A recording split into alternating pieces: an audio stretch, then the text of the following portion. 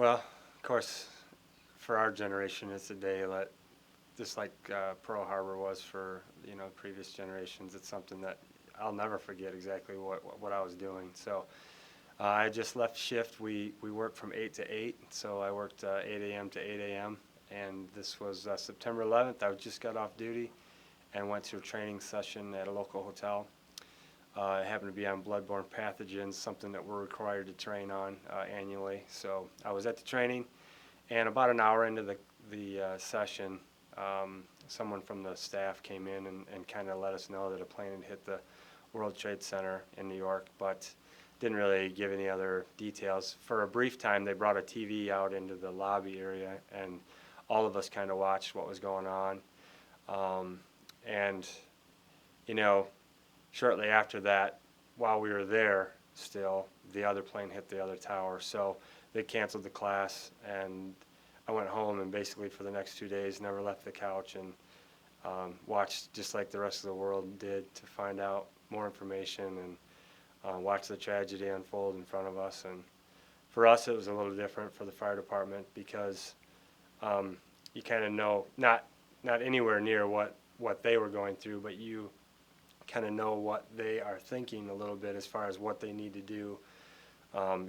Try to access the floors up in the 100 floors. I mean, you think about how many steps that is. That's plus with all their gear. It's unfathomable to think about.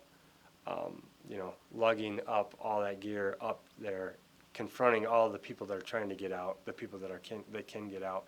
So that task that they had was almost insurmountable. And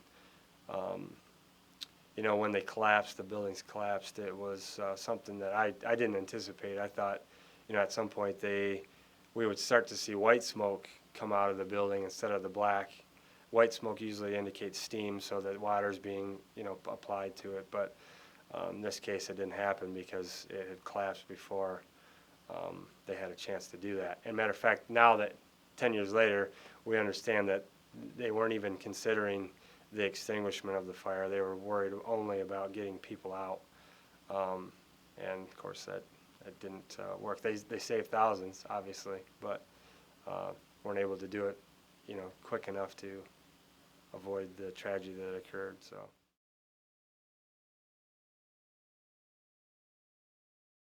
I certainly can't understand what they had to deal with. I mean, those guys are the heroes. The stuff that we face up until this point, I think you have to be called a hero. I think you actually have to do something. I mean, just because of my occupation doesn't make me a hero. Those guys are the heroes. Those guys, put it all on the line and did what they needed to do. Now, I understood what they had to face, but not the circumstances around it like they had to deal with.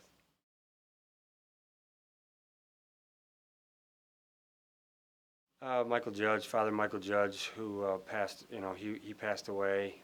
The department there loved this father. He was there for every, baptism, christening, retirement. I mean, they really respected him. So that one stood out to me when he passed away. Since then, there's a book out that's called The World Trade Center in Their Own Words, and it's basically a synopsis of all interviews of just firemen. And so I've read some of those that stand out now, but that particular day, it was more, other than Father Michael Judge, other than that, it was more just not trying to, or trying to comprehend what had happened, because I didn't anticipate it collapsing like it did. And then, I mean, if you think about it, what they say is you look at the height of a building, and then you try to figure out the collapse zone, and basically you lay it on its side. So around here, like the towers or something like that, they have 6, 7 stories. You'd have to lay them on their side to figure out where you shouldn't be. That's the collapse zone. If it fell, we don't want to have any apparatus or people in that area. A 110-story building, trying to figure out the collapse zone on that is just, you can't even fathom it, And so, although people felt like they were safe, they weren't. You saw the footage, people running and trying to get away from the debris field, and it's hard to imagine that whole instance,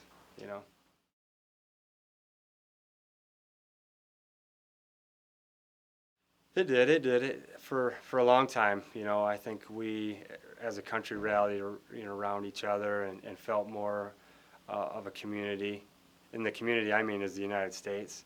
But even in Mount Pleasant, we did. The fire department felt kind of helpless with what was going on. We have some guys on our department that have special technical rescue skills, and New York basically put a call out to people that have some special skills to basically send the names to them, and then they would call if they needed help, because so many people were just showing up there, and that actually made it more of a problem for them, because not only did they have the people they were trying to rescue or find, now they have a huge resource problem. People, how do we feed them? How do we get restrooms for them? And so they made a whole problem.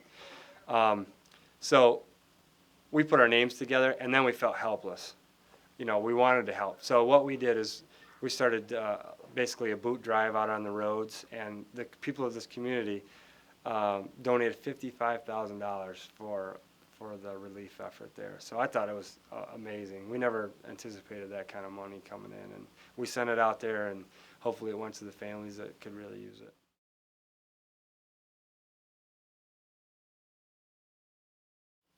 I think so. I think they at least could identify with some of the things we face. I mean, a lot of people don't know what we do, and basically the way we describe it is if you don't know who to call, we end up getting called and to handle just a ton of situations that maybe we don't even have knowledge about, but we get called because they don't know who else to call.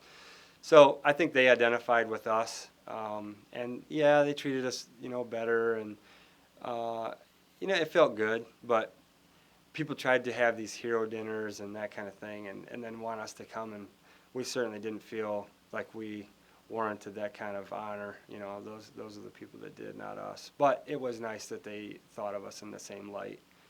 I don't know if it's today still that way, because budgets are so tight, and people think sometimes that the fire service makes a little bit much more money sometimes, and we have pension programs and that kind of thing. So, and stations have closed even in New York City. I mean, budgets are budgets. You still have to be able to operate, and I think 20-some stations have closed since 9/11, and that makes it stressful for the remaining folks, because they still have to be able to battle the same situations that they did before, but now they're doing it with less people.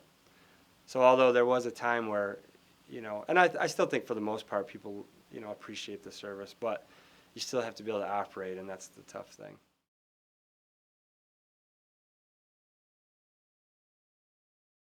Oh, just know that a tragedy occurred, and it was the first basically terrorism act that was on the continental United States. I mean, Pearl Harbor certainly happened, but that, they don't, although it's a state, it's so far removed from the continental United States that even we didn't feel like we could be touched, I think. And it happened, and it could happen again, and it happens all over the world. So for us to think that it couldn't happen again, is almost like putting our head in the sand. And I hope that we are more diligent as far as a country to handle some of those threats. And although it goes back to money, I mean, budgets are even tough for the United States, not just our state or even our city. But almost every threat has to be investigated, in my opinion, because I feel like we had some foreknowledge even about this, and we may not have done a really good job of trying to really dig into that issue before it happened. Not that you could have prevented it, but it may have not have been as bad, or maybe we would have had a little bit better heads up prior to that happening. So I guess, go back to your question. Just know that it happened. Know that a lot of people died. Not only the fire department. Sometimes that gets kind of blurry. There's a lot of people that died.